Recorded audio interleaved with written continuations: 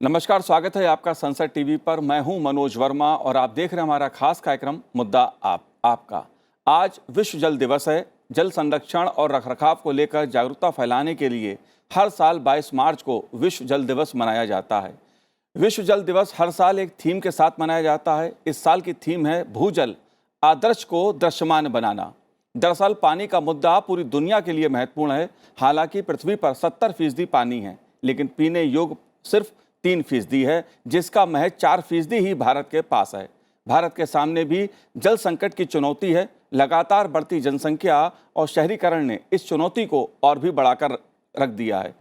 इस समस्या से निपटने के लिए 2019 में केंद्र सरकार ने 3 मंत्रालयों को जोड़कर जल शक्ति मंत्रालय बनाया, ताकि देश को जल समृद्ध बनाने की दिशा में काम किया जा सके। कारण साफ, सुरक्षित और पर्याप्त पीने का पानी एक स्वस्थ समाज, देश और अर्थव्यवस्था के लिए जरूरी है। क्यों और कैसे जरूरी है? लोगों को शुद्ध पर्याप्त पानी मिले, इसके लिए सरकार क्या कर रही है और एक आम नागरिक को पानी बचाने के लिए क्या करना चाहिए? ये ऐसे मुद्दे हैं जिन पे चर्चा जरूरी है, समझना जरूरी है। इसलिए चर्चा करने के लिए खास मेहमान हमारे साथ जुड़े हुए हैं। Professor A K. गोसाई जी हैं, जो सिविल इंजीनियरिंग विभाग IIT से हैं। आपका स्वागत है गोसाई जी। और साथ ही हमारे साथ जुड़े हुए हैं कुशविंदर बोहरा जी, जो सदस्य हैं सेंट्रल वाटर कमीशन के। कुशविंदर जी, आपका भी स्वागत है। हम बात करेंगे अंशुमन जी से, जो एसोसिएट डायरेक्टर हैं जल संसाधन टिहरी से। अंशुमन जी, आपका भी स्वागत है। शुरुआत मैं आपसे करूंगा कुशविंदर जी, कि आज जिस चीज का थीम है वो भूजल है जी। आदर्श को दृश्यमान बनाना कैसे किया जाए? क्या संदेश देता है जब हम जल दिवस की बात करते हैं, जल संकट की बात करते हैं? इस दिन को आप कैसे देखते हैं? जी सबसे पहले तो आपके दर्शकों को बहुत बहुत बधाई और बहुत बहुत शुभकामनाएं। इस इम्पोर्टेंट दिवस पे आपने चर्चा रखी है और इस दिवस का महत्व ही ये है कि हमें पानी की जो इम्पोर्टेंस है, पानी की जो कंजर्वेशन है, पानी की जो समस्याएं जुड़ी हुई हैं और उनका निदान है, उसके बारे में लोगों को बताना जी। क्योंकि अगर आप ये देखेंगे कि लोगों की भागीदारी इसमें बहुत बहुत ज़रूरी है इन सब मुद्दों में, अगर हम वाटर सिक्योरिटी को अचीव करना चाहते हैं। तो आज यूनाइटेड नेशन ने 1992 में ये वर्ल्ड वाटर डे की परिकल्पना की थी और उसके बाद ये हर वर्ष मनाया जाता है जी। लेकिन थोड़ा सा मैं दर्शकों को बैकग्राउंड के लिए बताना चाहूँगा कि सेंट्रल वाटर कमीशन उससे कहीं पहले से वर्ल्ड वाटर रिसोर्सेज डे मना रहा है जी। और ये पूरे देश में इसके बारे में चर्चा करते हैं और लोगों को अवेयर कराने के लिए ये प्रोग्राम हम करते रहे हैं। इस वर्ष जो मुद्दा रखा गया है मेकिंग इनविजिबल विजिबल, तो ये ग्राउंड वाटर की बात हम कर रहे हैं।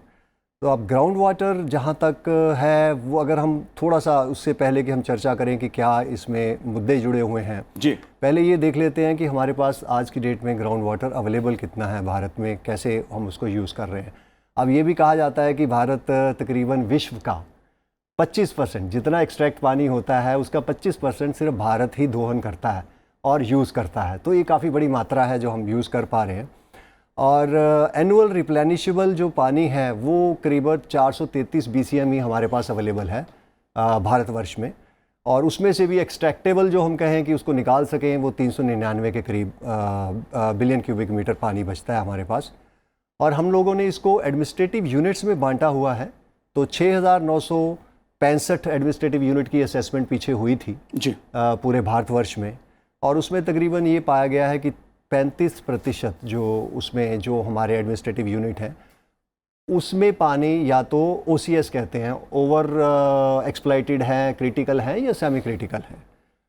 तो इस 35% काफ़ी बड़ी मात्रा में होता है और साथ में ये 35% स्कैटर्ड है ऑल ओवर इंडिया कह सकते हैं हम उसको, और बाकी जो है वहाँ पे अभी स्टेज ऑफ डेवलपमेंट थोड़ा 70% से नीचे है। लेकिन अगर हम ओवरऑल इंडिया का देखें पर्सपेक्टिव, हम ऑलरेडी करीब 61-62% पानी जो है एक्सट्रैक्ट कर रहे हैं इसका स्टेज ऑफ डेवलपमेंट जो है हमारी।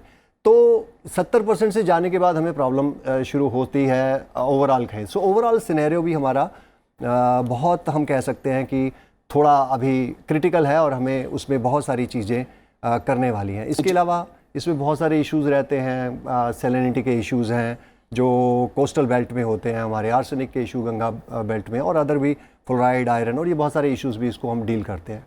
जी।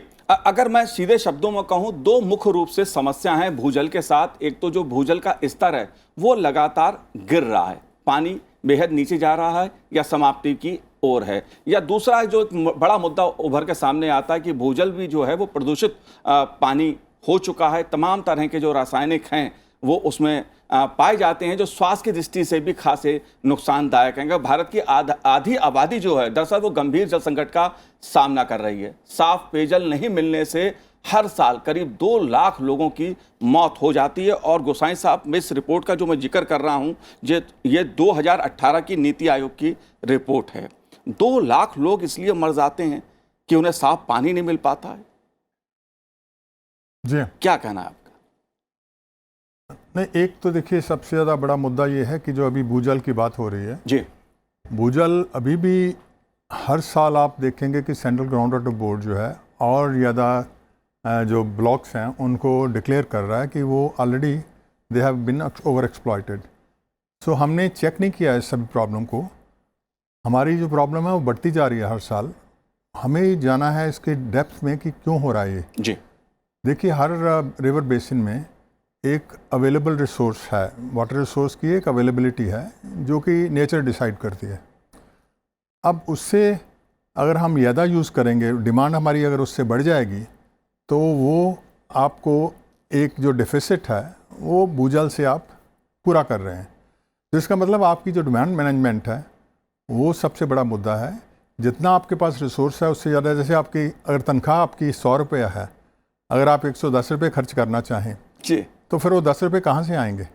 यहाँ तो आपने सेविंग कर रखी हो, और ये जो भूजल है आपकी ये सेविंग है जिसको आप अब उसको खर्च कर रहे हैं, और एक टाइम ऐसा आएगा जबकि ये ख़त्म हो जाएगा। जी, और मुद्दा वहाँ नहीं ख़त्म होता। और भी चीज़ जो हमने एक शो किया था जब हमने एक river basin management plan Ganga का बनाया था, उसमें हमने through scientific simulation we had try to look at that भूजल में और जो ऊपर जो सरफेस वाटर है उसमें इंटरेक्शन है। जो पानी रिवर के अंदर चल रहा है उसके और भूजल के अंदर एक इंटरेक्शन होता है। जब मानसून आता है तब भूजल का स्तर ऊपर चला जाता है क्योंकि नेचुरल रिचार्ज होता है, और ये जो भूजल जब रिवर में पानी कम हो जाता है तो भूजल उसको सप्लाई करता है, और उसकी पेरिनियलिटी जो है वो उससे आती है, भूजल से आती है। उन रिवर्स में भी जहाँ पे कि they are not glacier felt fed, और उसमें स्नो मेल्ट वगैरह का कोई उसमें हिमालयन रिवर्स नहीं है। अब हो क्या रहा है कि इवन गंगा जैसी रिवर में हमने ये प्रूव किया कि बहुत सारी ऐसे स्ट्रेच हैं गंगा के जिसमें कि गंगा लूज़ करती है water to the ground water. तो ग्राउंड वाटर का स्तर इतना आपने नीचे कर दिया जी, कि वो जो है वो लॉस अपनी जगह में एक और प्रॉब्लम पैदा करता है कि आपके बहुत सारे स्ट्रेच जो हैं वो ड्राई हो जाएंगे। तो इसलिए ये जो समस्या है ये बहुत बड़ी समस्या है। इसको हमने बहुत अच्छी बात आपने जो बताई कि 3 जो मिनिस्ट्रीज हमने इंटीग्रेट कर दी हैं उनके इंटीग्रेशन के लिए, लेकिन अभी भी ग्राउंड पे जो हमारा जो कैलकुलेशन होना चाहिए कि हर बेसिन में कितना पानी अवेलेबल है और कितना हम यूज़ कर रहे हैं, वो अभी इम्प्लीमेंट नहीं हो पा रहा। जी, बिल्कुल अंशुमन जी, अगर मैं बात देश में पानी की करूं तो नदियों की हालत क्या है वो आपको भी मालूम है। भूजल स्तर लगातार गिरता जा रहा है और जो पानी है वो प्रदूषित हो रहा है। पीने योग्य जो सिर्फ 3% पानी है, और आज जो पानी की उपलब्धता है उसके मुताबिक जो आंकड़े बताते हैं कि 2030 तक जितना आज पानी है उस पीने योग्य उसको दुगना करना होगा, और 2050 तक इसको 4 गुना ज़्यादा पानी चाहिए होगा। जो जनसंख्या है उसका भी अंदाज आपको है। इस समस्या को, इस संकट को आप कैसे देखते हैं? देखिए, जैसा कि गोसाई साहब ने भी कहा कि ये बहुत जरूरी है समझना कि जल का जो प्रबंधन है उसको हम एक बहुत ही इंटीग्रेटेड अप्रोच से देखें। जल एक बहुत डायनेमिक रिसोर्स है। ये एक जल चक्र है जिसमें ये हमेशा व्याप्त रहता है, और हम इसके एक एंड के यूजर हैं। और जब तक हम इस जल चक्र में अपने आप को इंटीग्रेट होके इस जल चक्र के हिसाब से काम नहीं करेंगे, जैसा गोसाई साहब ने भी कहा कि हमारे पास जो नेचर से हमें मिलता है, जब तक हम उसके हिसाब से उसको मैनेज करना नहीं सीखेंगे, तब तक हमें ये जल की किल्लत, चाहे वो भूजल हो चाहे वो नदियां हो, उनमें सब में हमें ये प्रॉब्लम मिलती ही रहेगी। 2 बहुत इंपॉर्टेंट जो परेशानियां हैं काफी हद तक बता दी गई है। मैं अगर थोड़ी चीजें उसमें ऐड करना चाहता जी हूँ। जी बताएं। ये सारे हमारे जो मिलेनियम सिटी हैं, जैसे गुड़गांव हुआ, दिल्ली, पंजाब हुआ, आपको ज्ञात अगर हो तो दर्शकों के लिए बताना चाहता हूँ कि इनका अगर ओवर एक्सप्लॉयटेशन रेट देखिए तो 3 गुना है, 4 गुना। इसका क्या मतलब है कि हम जो पानी जो नेचुरली हमें जल वर्षा से मिलता है, उससे हम 3 गुना जल का दोहन कर रहे हैं। और ये बहुत सीधी सी बात है, जैसा कि गोसाई साहब ने बताया कि जब तक हम अपने बैंक बैलेंस के हिसाब से खर्चा करना नहीं सीखेंगे, जब तक हम जो हमें बारिश के जल से हमें को मात्रा मिल रही है, उस मात्रा में हम अपना जल प्रबंधन करना नहीं सीखेंगे, तब तक हमें जल की किल्लत और उससे एसोसिएटेड और भी सारी परेशानियां हमारे को होती ही रहेंगी। चाहे वो पोल्यूशन हो, चाहे वो जल का अभाव हो, इन सब की प्रॉब्लम होती रहेगी। आप देखिए, इसमें 2 इंपॉर्टेंट हमारे इंटरवेंशन हैं, एक सप्लाई साइड मैनेजमेंट और एक डिमांड साइड मैनेजमेंट। हम अभी भी, मैं कहता हूं कि हम फिर भी भाग्यशाली हैं कि हमारी कंडीशन इजराइल जैसी नहीं है, रियाद जैसी नहीं है, जिनके पास पानी जल वर्षा उपलब्ध ही नहीं है, या उपलब्ध है तो इतनी कम मात्रा में है कि उनके पास कोई ऑप्शन नहीं है। वो सी वाटर डिसैलिनेशन पे डिपेंडेंट है ज्यादातर। हमारे पास फिर भी काफी जल मौजूद है।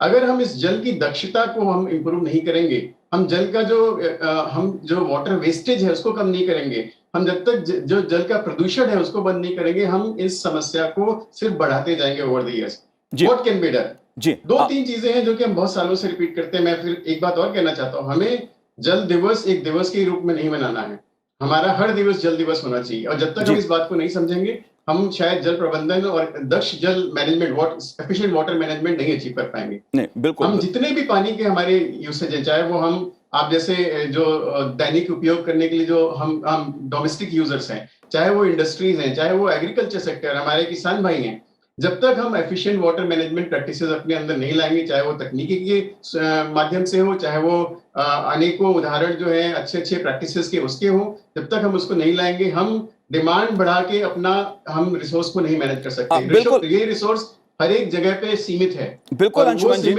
रिसोर्स में हमें मैनेज करना सीखना पड़ेगा। जितने भी हमारे डेवलपमेंट प्लान है, हमें उसको कैरिंग कैपेसिटी के हिसाब से डिजाइन करना पड़ेगा। बिल्कुल बिल्कुल अंशुमन जी, जो आपने अंशुमन जी जो बात आपने कही, बिल्कुल हर पल हमें यह सोचना है कि हमें पानी बचाना है, एक एक बूंद पानी की बचानी है, पानी को बर्बाद नहीं करना है। जल दिवस का यही संकल्प है, केवल एक दिन नहीं 365 दिन इस बात का हमें ख्याल रखना होगा, क्योंकि इसका जीडीपी से भी बड़ा गहरा नाता है। देश की अर्थव्यवस्था पर, देश के विकास पर, हमारे स्वास्थ्य पर इसका बहुत व्यापक असर होता है। 6% तक गिरावट आ सकती है अगर हमने 2050 तक पानी को नहीं बचाया। ये एक बड़ा मुद्दा है। पानी आएगा कहां से गोसाई साहब? नहीं, पानी जो आ रहा है, देखिए अब उसमें एक और मुद्दा ऐड हो गया है, क्लाइमेट चेंज का। अब जो पानी आपको लगता था कि गारंटेड पानी है, हम जब कहते थे कि नॉर्मल मानसून है, कई बार उसमें कम होता था, कई बार ज़्यादा होता था, क्योंकि वो नेचुरल वेरिएशन है जी। लेकिन वो वेरिएबिलिटी अब और भी बढ़ गई है क्लाइमेट चेंज से। अब कई बार तो बहुत ज़्यादा बारिश हो जाती है और कई बार बारिश हो ही नहीं रही है जी। तो दोनों चीज़ें हो रही हैं उसमें। एक तो फ्लडिंग बहुत ज़्यादा हो गई है, कई जगह पे जहाँ कभी फ्लडिंग हुई नहीं थी वहाँ फ्लडिंग हो रही है, जहाँ पे सूखा, दूसरी जगह पे सूखा पड़ रहा है। तो ये जो हमें उसमें बहुत सारी चीज़ें करनी पड़ेंगी। अभी एक हम प्रोजेक्ट कर रहे हैं वाटर सिक्योरिटी ऑफ दिल्ली, पूरा एनसीटी दिल्ली का लेके, उसमें हमें फंडिंग मिली है वहाँ से, जिससे ग्लोबल चैलेंज रिसर्च फंड से, और is a very big project. उसमें हम यमुना से शुरू कर रहे हैं कि यमुना में अभी क्या हाल है, कितना पानी है, जो कि दिल्ली को कितना मिल रहा है, उसमें से कितना और मिलने का चांस है, क्योंकि आप आफ्टर जो 4 स्टेट हैं बांटती हैं पानी, और आगे जाके कितना पानी उसमें मिलेगा, और उस टाइम में आपकी वाटर सिक्योरिटी का क्या होगा अगर आपको पानी कम मिलेगा, या बहुत ऐसे होगा कि बहुत फ्लड आ गया और पानी निकल गया सारा, आप उसे स्टोर नहीं कर पाएंगे। तो उसमें हम अलग अलग चीज़ें देख रहे हैं कि कैसे भूजल को कैसे साथ में देखा जाए कि दिल्ली में कितना यूज़ हो रहा है, उसमें साइंटिफिक तरीके से मॉडलिंग करके we are first of all we are quantifying कि कितना पानी हमें दिल्ली को चाहिए। फिर जो अभी बात कर रहे थे, अंशुमन भी कह रहा था कि हमें डिमांड मैनेजमेंट करनी है।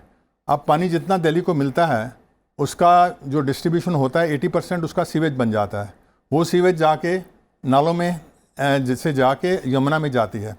अब उस सीवेज को अगर हम ट्रीट करें अच्छी तरह से, ये पानी हम बहुत सी चीज़ों के लिए यूज़ कर सकते हैं, जो कि इसको हम रीयूज़ कहते हैं।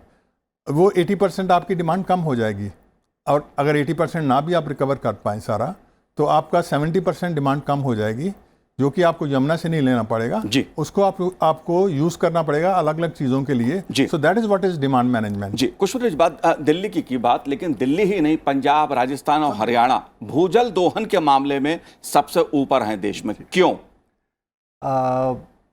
देखिए, अगर आप 1980 का सिनेरियो देखेंगे, उस टाइम पे पंजाब में कभी भी राइस की खेती नहीं हुआ करती थी, कभी भी नहीं होती थी धान की। जी। लेकिन उसके बाद क्योंकि ज़रूरत थी देश की, उस टाइम पे उनको इनकरेज किया गया कि आप धान की खेती करें। लेकिन किसी स्टेज के बाद ये धान की खेती हमारी जो पूरे देश के अंदर इतनी हो गई है कि अब उतनी ज़्यादा हमें ज़रूरत नहीं है वहाँ पे धान उगाने की, लेकिन वहाँ पे ग्राउंड वाटर को कंसिस्टेंटली यूज़ करते हुए, और अगर हम देखें राइस के लिए मोस्ट एफिशिएंट हमारी इरिगेशन है। इरिगेशन जो है, जितना पानी हमें चाहिए उसका ऑलमोस्ट डबल पानी हम यूज़ करते हैं। आज की डेट में भारत में कहते हैं कि एवरेज 2800 लीटर पानी 1 केजी राइस को उगाने में लगता है हमारे इंडिया में, जबकि FAO का जो एस्टीमेट है वो तकरीबन इससे आधा होता है। अगर हम आधा भी पानी लगाएंगे तो भी उतनी ही प्रोडक्टिविटी होनी चाहिए, लेकिन अभी हमारी जो प्रैक्टिसेस हैं वो उतनी एफिशिएंट नहीं है, हम पानी का वहाँ पे नुकसान कर रहे हैं। और इसीलिए ये बेल्ट जिसकी हम बात कर रहे हैं, ग्राउंड वाटर डेवलपमेंट, ये 100% से भी ज़्यादा है। ये राजस्थान, हरियाणा, पंजाब, ये मिला के कुछ एरिया हैं यहाँ पे जिसमें 100% से भी ज़्यादा है। लेकिन एट द सेम टाइम अब क्या हो रहा है कि जो डिमांड साइड मैनेजमेंट की हमारे कोलीग्स ने यहाँ पे बात की, उसका टाइम आ गया है। डिमांड साइड मैनेजमेंट इसलिए बहुत इंपॉर्टेंट है क्योंकि जो पानी का यूज़ है वो तो लोग किया करते हैं, फार्मर्स करते हैं जी, लोग करते हैं। तो अगर उनकी हैबिट्स में अगर चेंज आना है तो हमें उनकी इन्वॉल्वमेंट इस सारे प्रबंधन में, जो भी हम पानी का प्रबंधन करते हैं उसमें लाना बहुत बहुत ज़रूरी है।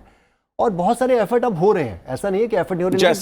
जैसे मैं आपको बताता हूँ कि जैसे ग्राउंड वाटर की ही हम सिर्फ बात कर लेते हैं, सर्फेस वाटर में भी बहुत सारे एफर्ट हो रहे हैं। ग्राउंड वाटर में जैसे एक national aquifer mapping centre ground water board कर रहा है मिनिस्ट्री ऑफ जल शक्ति के अंडर, 2.4 मिलियन स्क्वायर किलोमीटर का एरिया है जो मैप करना है हमें। उसमें से हमने 1.6 मिलियन स्क्वायर किलोमीटर को मैप कर लिया, 70%। इस मैपिंग के साथ साथ हम लोग एक मैनेजमेंट प्लान भी बना रहे हैं। उसके साथ साथ एक मैनेजमेंट प्लान बना रहे हैं कि उन एरिया में पानी की स्थिति को देखते हुए हम कैसे उसको मैनेजमेंट प्लान की तरफ लेके चलेंगे।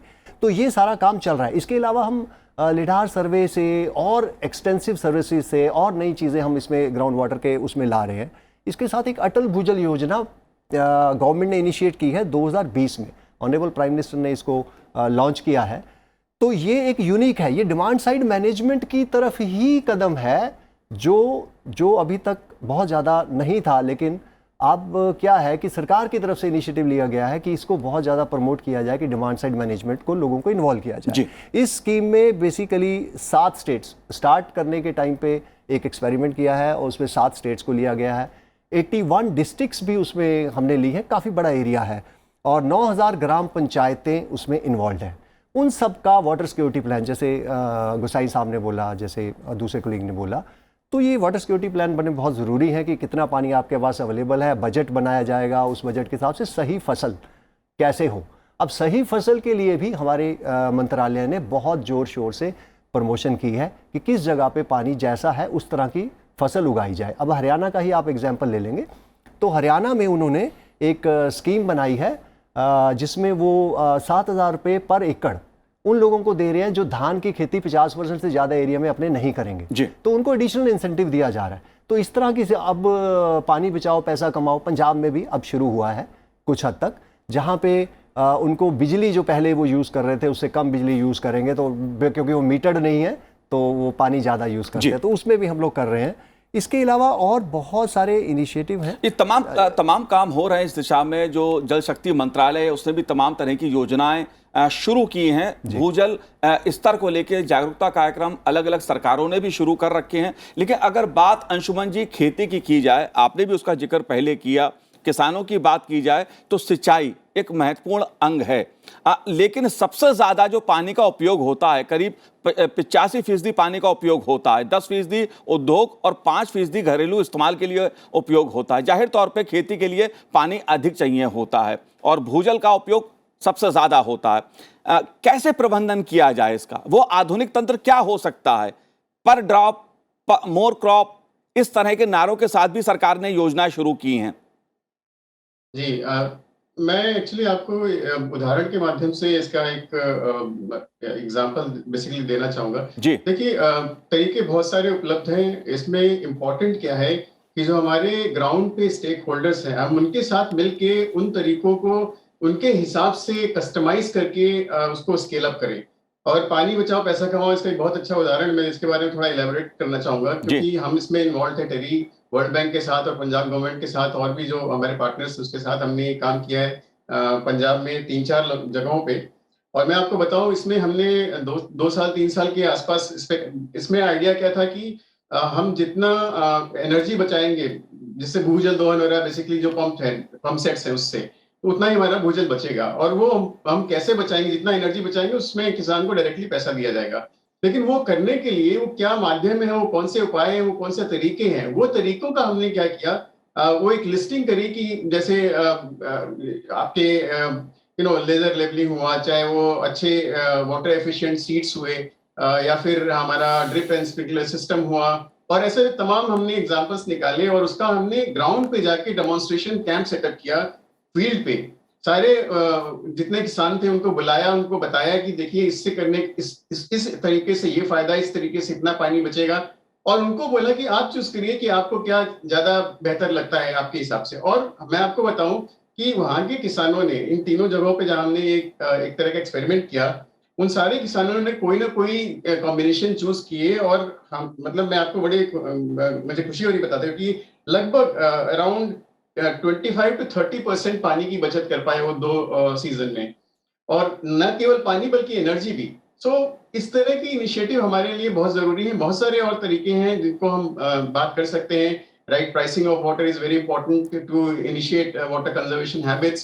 टेक्नोलॉजी इंटरवेंशन काफी इंपॉर्टेंट है। लेकिन ये सब तभी होंगे जब हम ये ग्राउंड लेवल पे जो हमारे इसके इम्प्लीमेंटिंग एंटिटीज हैं, जो हमारे फार्मर्स है, for example as far as irrigation is concerned, जब तक हम उनको इन चीजों के बारे में सहजता से उनको समझा ना पाए, उनको जो इन टेक्नोलॉजी की इम्प्लीमेंटेशन है इसके लिए फैसिलिटेट ना कर पाए, ऑपरेशन एंड मेंटेनेंस ना दे पाए उसको, तब तक ये सक्सेसफुल नहीं होगा। और मेरा ये मानना है कि अगर हम उस तरफ फोकस करें इन चीजों को इम्प्लीमेंटेशन के लिए, इफेक्टिव इम्प्लीमेंटेशन के लिए, in ease with the local farmers and the stakeholders, I think इसका एक बहुत अच्छा सोल्यूशन बन सकता है। जी बिल्कुल अंशुमन जी, एज फार एज इरिगेशन जी बिल्कुल। प्रोफेसर गोसाई जी, अगर बात मैं आम जनता की करूं, आम लोगों की भागीदारी की करूं, क्योंकि सरकार योजना बनाती है लेकिन पानी का दोहन जो है वो आम लोग ही ज्यादा करते हैं, तो जनता की भागीदारी को आप कैसे देख रहे हैं?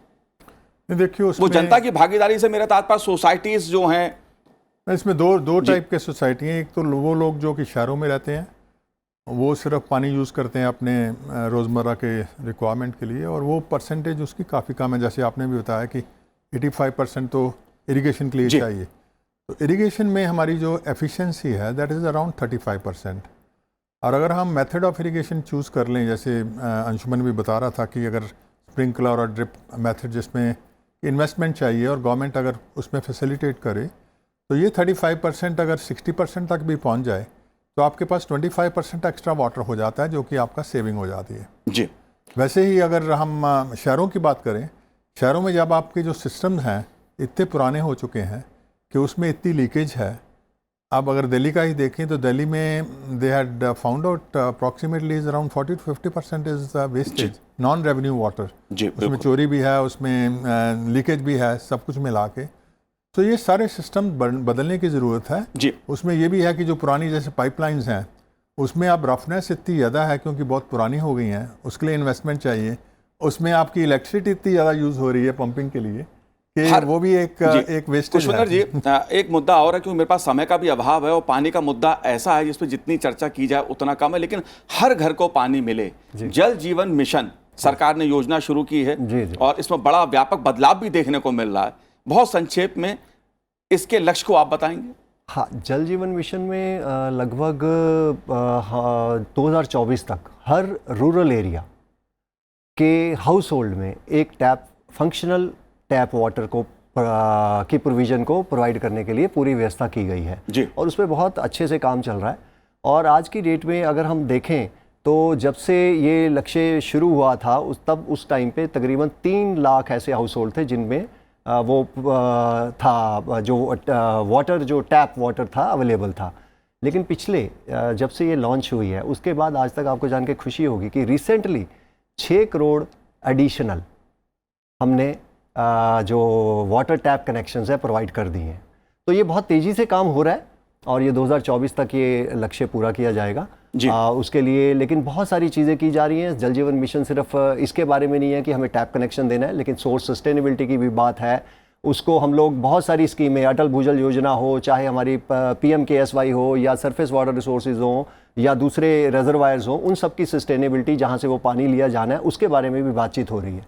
इसके अलावा जो सोर्स सस्टेनेबिलिटी हमारे अगर ग्राउंड वाटर से हो रही है तो उसकी रिप्लेनिशेबिलिटी, उसकी रिचार्ज के बारे में बात हो रही है, उनकी स्कीम्स को भी इम्प्लीमेंट किया जा रहा है। तो ये बहुत व्यापक प्रोग्राम है जो जल जीवन मिशन है। और इसके साथ मैं थोड़ा सा ये ऐड कर देना चाहूँगा क्योंकि हमारे कोलीग्स ने रेज़ किया था कि इरिगेशन में वाटर एफिशिएंसी कम है। वाटर एफिशिएंसी 35 से 40% हम इंडिया में कहते हैं और उसको इम्प्रूव करने की बिल्कुल गुंजाइश है और करना भी चाहिए। और उसके लिए बहुत सारे काम किए जा रहे हैं। जैसे बहुत सारी आपने इंटरवेंशन पूछा क्या कर सकते हैं हम लोग, तो एक सोल्यूशन है कि डिस्ट्रीब्यूशन सिस्टम में हम लोग अंडरग्राउंड पाइपलाइंस भी यूज़ किया करते हैं जिसमें वो पानी की जो हमारी वेस्टेज है कम होती है। तो जब PMKSY लॉन्च किया गया 15-16 में, इसको बहुत ही व्यापक तरीके से हमने underground pipelines wherever feasible, जहाँ भी फिजिबिलिटी है उसकी, हमें ग्रेविटी प्रॉपर मिल जाती है तो वहाँ पे हमने प्रमोट किया है।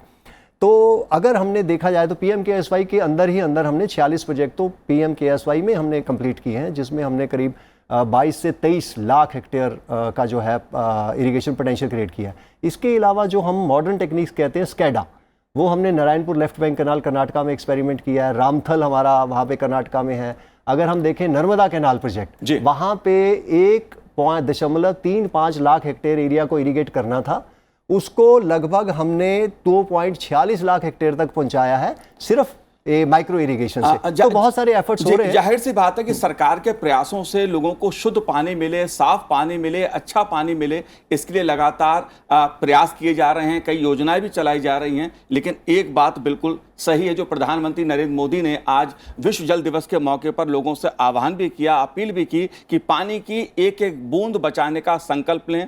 इसका आह्वान प्रधानमंत्री नरेंद्र मोदी ने भी किया और इसका पालन हम सभी को करना चाहिए। जाहिर सी बात है ये बेहद महत्वपूर्ण मौका है विश्व जल दिवस का।